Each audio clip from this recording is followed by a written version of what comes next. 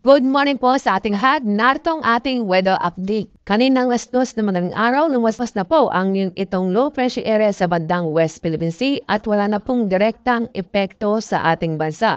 Ang nakaka-apekto ngayon sa ating bansa, itong northeasterly surface wind flow sa bandang Northern Luzon. Pagkat dito, wala na po tayong inaasahan o namomonitor na panibagong low pressure area o bagyo na maaari pumasok sa ating Philippine Area of Responsibility. At sa ating magiging lagay na panahon ngayong araw, inaasahan pa rin natin na magiging maganda at maliwas sa panahon, hindi lamang dito sa Luzon, hindi po sa Visayas at sa Mindanao. Pero may chance pa rin po ng mga isolated na mahinang pagbulas sa Northern Luzon. Ito po yung sa Cagayan, Isabela, Abra at Apayao. Samantala, sa lalawing bahagi ng ating bansa, inaasahan po natin ng mga isolated o mga bigla ang buhos ng ulan dulot ng thunderstorm. Ngayong araw, wala po tayong gale warning, kaya safe naman pong pumalaot ng ating mga kababayan, lalo na po ang ating mga isda sa buong kapuluan. Konting pag-ingat lang po dahil may chance pa rin ng mga thunderstorm sa bandang hapon